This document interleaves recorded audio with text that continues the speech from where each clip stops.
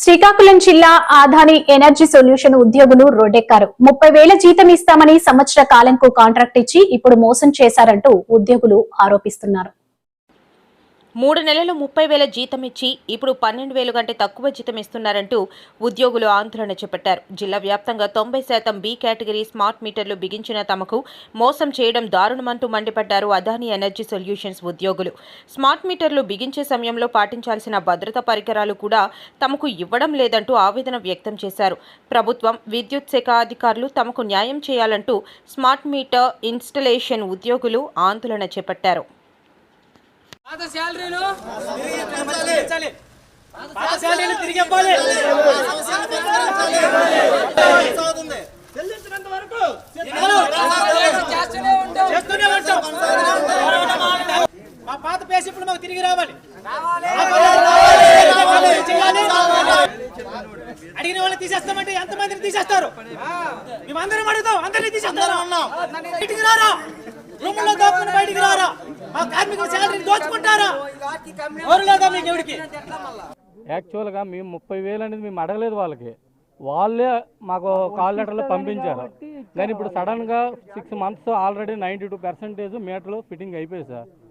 యాక్చువల్గా స్మార్ట్ మీటర్లు అనేది ఎవరికనేది తెలియదు. అలాంటిదే వాళ్ళతో కన్జ్యూమర్తో తిట్లు కాసుకొని దెంగులు కాసుకొని ఒక ఐడి కార్డు లేకుండా వాళ్ళు టాపులు కూడా కాసాం సార్. కానీ ఎవరు కూడా ఈ జేఈలు కూడా మా వెనక ఎవరు రాలేదు. మేమే ఒక లైన్మెన్ సపోర్ట్ లేకుండా ఏం లేకుండా 92% మేము కంప్లీట్ చేస్తే ఈరోజు అర్ధాంతరంగా 6 months అయ్యింది. 6 months సడన్గా మాకు మెయిల్ పంపించారు. 13,000 మీ శాలరీ ఇష్టం ముందే చెయ్యండి, లేకపోతే తీసుకోండి. ఆల్రెడీ మాకు ఇవ్వండి, మాకు వీళ్ళకి అడిగి మేము మా జేఈ మాకెవరు మా అండర్లో ప్రాజెక్ట్ మేనేజర్లు జేఈ గారు ఉంటారు సార్. మాకు వాళ్ళకి అడుగుతుంటే మరి మాకు వాళ్ళ పైనుంచి పంపించిందమ్మా, మరి మాకేం తెలియదు, మీకు ఇష్టం ఉంటే చేయండి లేకపోతే మానేయండి అని అంటున్నారు. మా పరిస్థితి ఇప్పుడు ఏంటి? ఆల్రెడీ సగం మేము అక్కడ కంపెనీలు చేసుకొని ఏదో మాకు లోకల్లో ఉంటాం కదా, మేము ఆ కంపెనీలు కూడా మానుకున్నాం. అది పోయింది, యువతలు ఇది పోయింది సార్. మా పరిస్థితి ఇప్పుడు ఏంటి? మా పరిస్థితి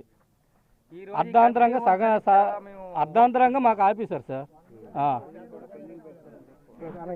నేను అదాని స్మార్ట్ మీటర్లో టెక్నీషియన్ అండ్ ఇన్స్టాలర్గా 2024 November 19th జాయిన్ అయ్యామండి.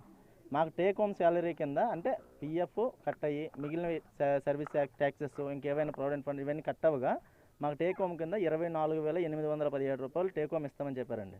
అది ఓకే. ఫస్ట్ నెలలో వచ్చింది మాకు. ఫస్ట్ నెలలో కూడా 11 రోజులు చేసాం కదా, అది ఆ నెలలో వేయలేదు. నెక్స్ట్ మంత్లో ఇది కలిపి వేసేస్తామన్నారు, అది వేశారు, ప్రాపర్గా వేశారు. ఫ్యూయల్ ఎలిమెంట్స్ ఇస్తామన్నారు, కొంతమందికి ఇచ్చారు. అంత మాతో పాటు హెల్పర్స్ ప్రతి టెక్నీషియన్కి ఒక హెల్పర్ ప్రొవైడ్ చేస్తామన్నారు, చేశారు. కొంతమందికి హెల్పర్లు లేరు, తర్వాత రిక్రూట్మెంట్లో వాళ్ళని ప్రొవైడ్ చేస్తామన్నారు. అది ఇప్పటి వరకు కొంతమందికి లేరు, హెల్పర్లు లేకుండా వాళ్ళు వెళ్ళి చేస్తున్నారు పాపం. ఎలాంటి సేఫ్టీస్ కూడా ఇవ్వలేదు. గ్లౌజ్ కానీ లైవ్ ఉంటుండగా పని చేయమని చెప్పారు, దాన్ని మేము అగ్రీ చేసాం. కానీ మాకు సేఫ్టీస్ మాకు ఇప్పుడు జాయిన్ అయినప్పుడు ఏమన్నారంటే కొంతమంది ముందు ప్రొవైడ్ చేసిన వాళ్ళకి షూస్ గట్టి ఇచ్చారు, వాళ్ళు ఓకే. కానీ వెనకున్న వాళ్ళకి షూస్ మీరు తెచ్చుకోండి, మిగిలిన ప్రొవైడ్ చేస్తారన్నారు. కానీ మేము యాప్ లాగిన్ అయినప్పుడే మాకు వస్తుంది హెల్మెట్, గ్లౌజ్, షూస్ మొత్తం పీపీఈ మొత్తం మీరు పెట్టుకొని పని చేస్తున్నారని వస్తుంది. కానీ అవేవి మాకు పెట్టుకోవట్లేదు. మాకు ఇస్తే మేము పెట్టుకున్నాం, ఒక షూసే వేస్తున్నాం మేము. ఎందుకంటే మేము అవే తీసుకున్నాం, కొనుక్కున్నాం కాబట్టి వేసుకుంటున్నాం. మిగిలినవి వీళ్ళు ప్రొవైడ్ చేయట్లేదు. కానీ యాప్లో మాత్రం అవన్నీ పెట్టుకుని ఈ పొరపాటున మాకు ఏదైనా జరిగితే ఏమంటే మీకు ఇన్సూరెన్స్ ఉంది కదా, ఇస్తున్నాం కదా అంటున్నారు. ఇన్సూరెన్స్ ఇస్తున్నారని మనుషులు చచ్చిపోమంటారా? చచ్చిపోమన్నారు కదా. ఇప్పుడు మేము ఎక్కడెక్కడో కంపెనీలు చేసుకొని సరే లొకాలిటీలో మనకి ఇచ్చారు కదా ప్లేస్మెంట్, ఈ కంపెనీ ఈ డబ్బులకి మనకు సరిపోద్ది, ఈ లొకాలిటీలో ఫ్యూయల్ ఎలవెన్స్ ఇస్తున్నారు కాబట్టి చేసుకోగలం, చేస్తామనేసి మేమందరం నమ్మకంతో జాయిన్ అవ్వడం జరిగింది. మాకు ఇచ్చిన ఆఫర్ లెటర్ 1 year అగ్రిమెంట్ రాసుకున్నారు. ఆఫర్ లెటర్లో 1 year కాంట్రాక్ట్ అమ్మా, తర్వాత మీ ఆఫర్ లెటర్ కంటిన్యూ అవ్వచ్చు, తీయొచ్చు అనేసి చెప్పారు. కానీ అది ఆ విధంగా 1 year కూడా లేదు. ఇప్పుడు మేము జాయిన్ అయ్యి 3 months అయింది, ఇందులో కొంతమంది 2 months అయింది. రీసెంట్గా కూడా రిక్రూట్మెంట్ అయినారు. ఇప్పుడు పాత వాళ్ళకి అందరిది శాలరీస్ అనమాట మళ్ళీ కొత్తగా ఆఫర్ లెటర్ పంపించారు. ఇప్పుడు కొత్తగా ఆఫర్ లెటర్ ఏం పంపించారంటే అందులో ఒక్కొక్కరికి 12,875 రూపాయలు 95 రూపాయలు పంపించారు. అందరికీ ఈవెన్ చేశారు. పాత బ్యాచ్ వాళ్ళకి కొత్త బ్యాచ్ వాళ్ళకి ఇప్పుడు అందరికీ సేమ్ చేశారు. సేమ్ చేసి టేక్ హోమ్ అది మాకు వస్తుందని చెప్పారు. ఈ టేక్ హోమ్ వస్తే ఇన్సెంటివ్స్ ఇస్తాం మీటర్కి ఎంత, ఆ ఇన్సెంటివ్స్ అనేది విషయం ముందు మాకు ఏం చెప్పలేదండి. ఫస్ట్ నుంచి ఏం చెప్పలేదు. మీకు ఇంత టార్గెట్ అని కానీ కూడా ఎలాంటి టార్గెట్ అని కూడా ఏం కూడా చెప్పలేదు. ఆ విధంగా చెప్పి ఇప్పుడు మాకు సడన్గా నిన్న 29వ తేదీన మెయిల్ పెట్టారు. ప్రతి ఒక్కరికి మెయిన్లు అయితే ఇవ్వడం జరిగింది. ఇప్పుడు శాలరీస్ గత నెలలో ఆ అబ్బాయికి 2 అబ్బాయిలకి 1,000 రూపాయలు ఇచ్చారు. నెల మొత్తం కష్టపడి చేస్తే 1000 రూపాయలతో మాకు సంబంధం లేదు, మాకేం తెలియదు అనేసి అంటున్నారు వీళ్ళు. మా కంపెనీ రిక్రూట్మెంట్ చేసుకున్న కంపెనీ మా దగ్గరికి అసలు వచ్చి సమస్య ఏంటనేది అడగట్లేదు. వాళ్ళకి అడిగితే కాల్ చేస్తే హెచ్ఆర్ వాళ్ళకి చేస్తే మా హెచ్ఆర్లకు చేస్తుంటే వాళ్ళు ఏమంటున్నారంటే మీ డివిజన్ హెడ్ మీ సర్కిల్ హెడ్ దగ్గరే ఉంటుందమ్మా, వాళ్ళు ఇచ్చిన డేటాను బట్టే మీకు మేము శాలరీ చేస్తామని అంటే వీళ్ళకి అడిగితే వీళ్ళు అంటున్నారు మీ అటెండెన్స్ ప్రాపర్గా మీరు ఎన్రోల్ చేశారు ఏం చేశారు అనేది మీ అటెండెన్స్ ప్రాపర్గా అలాగే పంపించేస్తున్నాం అన్నారు. ఎవరైనా కానీ వాళ్ళకి ఎదిరించి మాట్లాడడం జరిగితే వాళ్ళని టెర్మినేట్ ఇమీడియట్గా 1 వీక్ 2 వీక్స్లో టెర్మినేట్ లెటర్ పంపిస్తున్నారు. రీసెంట్గా మొన్న ఒక అబ్బాయి లాస్ట్ మంత్ జరిగిన ఇష్యూస్ని ఆ అబ్బాయి కొంచెం గట్టిగా మాట్లాడాను. మాట్లాడడం వల్ల ఆ అబ్బాయిని ఇప్పుడు 1వ తేదీన నిన్న ఆఫర్ ఇది వచ్చింది టెర్మినేట్ లెటర్. నేను చేసింది ఏం లేదమ్మా, విజయవాడ నుంచి వచ్చింది నీకు లెటర్ అన్నారు. ఆయన కూడా తక్కువ ఇన్స్టాలేషన్ చేసిన వాళ్ళు చాలా మంది ఉన్నారు. మరి వాళ్ళందరూ రాని ఇది ఒక్క అబ్బాయికి ఎందుకు వచ్చిందని నేను అడిగాను. మాకేం తెలుసు నీ మీద నాకు కోపం అని అడుగుతున్నారు. దీనికి సంబంధించి మీరు ఎలక్ట్రికల్ ఎస్సీ కానీ కల్పదర్శి కానీ ఎవరు తీసుకెళ్ళలేదు, తీసుకెళ్ళడానికి సిద్ధంగా ఉన్నామండి. ఏమండి అందరూ సిద్ధమా? అందరం సిద్ధంగా ఉన్నాం. మేము ఎక్కడికి వెళ్ళడం కానీ సిద్ధంగా ఉన్నాం.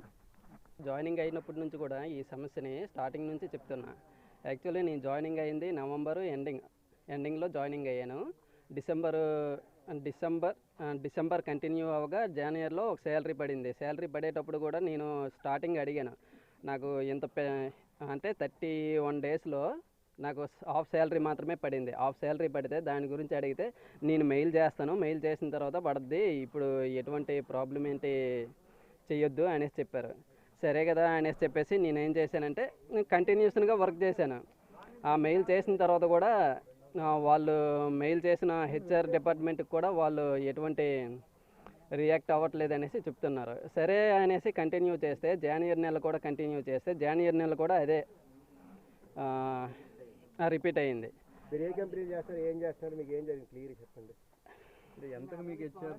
అదాని స్మార్ట్ మీటర్స్లో వర్క్ చేస్తున్నాము, హెచ్ఆర్ టాలెంట్ సొల్యూషన్స్లో. ఇది ఇప్పుడు వరకు కూడా స్టార్టింగ్ నుంచి ఇదే ప్రాబ్లమ్ని అదేంటి ఫేస్ చేస్తున్నా ప్రతి నెల. ఇదేనే కాదు, లాస్ట్ 3 months నుంచే కంటిన్యూ చేశాను. ఇప్పుడు నా శాలరీ 25,000 చెప్పారు. పిఎఫ్ ఇవన్నీ కట్ చేయగా నాకు చేతిలోకి వచ్చేది 20,000. 20,000లో 5,000 ఎందుకు కట్ అవుతుందో కూడా కరెక్ట్గా అది కూడా తెలియట్లేదు. దాంట్లో మళ్ళీ ఇచ్చే దీంట్లో కూడా పెట్రోల్ ఎవిడెన్స్ ఇస్తామనేసి అన్నాడు. ఆ పెట్రోల్ ఎవిడెన్స్ కూడా ఆ శాలరీలోనే ఇచ్చేస్తాడు. అంటే మాకు ఇచ్చేది ఎంత అసలు? మేము పెట్టేది పెట్రోల్ 3,000 పెడుతున్నాం, మాకు ఇచ్చేది 20,000. అంటే అందులో 3,000 మైనస్ చేస్తూ పెట్రోల్ అందులోనే కలిపేస్తున్నాం. మరి మాకు ఇచ్చింది ఇంకేమి ఇస్తుండ అకౌంట్లో? వీళ్ళ గురించి అడుగుతుంటే ఏం పట్టించుకోవట్లేదు, నాకు సంబంధం లేదంటున్నారు. ఎవరిని అడగాలి మేము? ఎవరిని అడుగుతున్నా ఎవరిని అడగాలి కూడా అసలు ఎవరనేది కూడా కరెక్ట్గా తెలియట్లేదు. ఇది అదాని కంపెనీలో అదాని